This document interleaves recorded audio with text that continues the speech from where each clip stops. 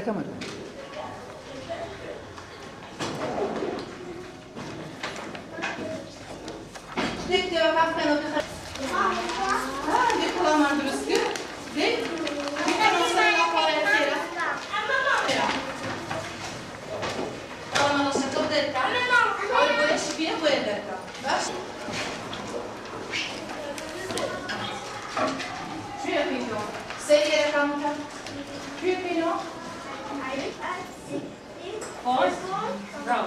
Another one.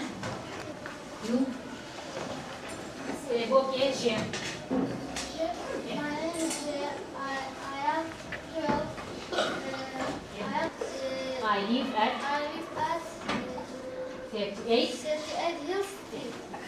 Is ئەمساڵ بەنیسبەت ساڵی خوێندنی 2016-2017 بەنیسبەت جلوبەرجی قوتابیەوە بەڕاستی ئەمە نەمان کردوتە کێشە بۆ قوتابیان لەبەرەوەی ئەم وەزعی داراییە ڕووی کردوتە وڵاتەکەمان بە ئومێدی ئینشەڵا زوو چاکبوونی لەبەرەوەی وەزعی مادی بەعام خەڵک خراپە جا تۆ لە قوتابخانەیەکە ئەنواعت هەیە کە تۆ زەخت لە قوتابی دەوڵەمەند کرد فەقیرەکەش مەجبورە یعنی دایک و باوک جاری وا هەیە ئیحراجە بێ جاری وایە لەبەرەوەی ئێمە بە هیچ شێوەیە باسی جلوبەرگمان نەکردو بەنیسبەت قوتابخانەکەی خۆمانەوە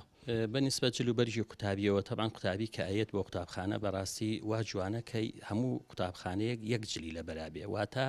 یەک ڕنگ دیاری ئەەکەین ئێمە بەڵام بە هیچ شێوەیەک زۆریمان لە قوتابی نەکردووە بڵین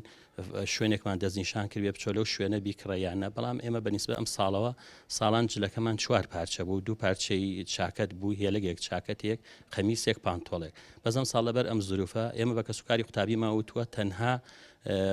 پانتۆڵ و قەمیسەکەی بەنسبە کچانیش سەدریە و قەمیسەکەی واتە قەمیسی سپی و ئەو سەدری کە هەمانە لەگەڵ ئەو پانتۆڵەنی لێ بۆ کوڕەکان هەمانە و جلەکانیش تێکڕای قوتابیان جلی پاریان ماوە پێماوت و نامژگاریمان کردوون بە هیچ شێوەیە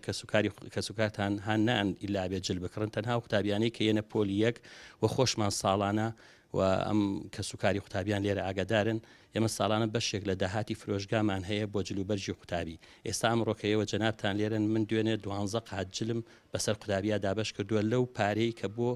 لە فرۆژگا بۆ بەشی قوتابی هەژار و سەرکەوت و دیاری کراوە و ئاگاداریشمان کردوون لە کۆبوونەوەکانە پێماوتونتمانە هەر کەسێک قوتابیەک ئەزانێ کەم دەرامەتە باوشی خۆشببختانە خەڵکیشە بووە هاوکاری کردوین لێرە پێوتین مامەسا چەند قوتابیەکمان بۆ دەستنیشان کەن ئێمە جلیان بۆ ئەکڕین وی شێوەیە جلوبەرێک لێرە زۆری لە قوتابی نەکراوە و خۆشببختانش قوتابیان هەموو جلی پاریان لەبەرەوە کە هاتوون بۆ قوتابخانە ئەم ساڵ جلەکانیان هەر لەبەر ماوەتەوە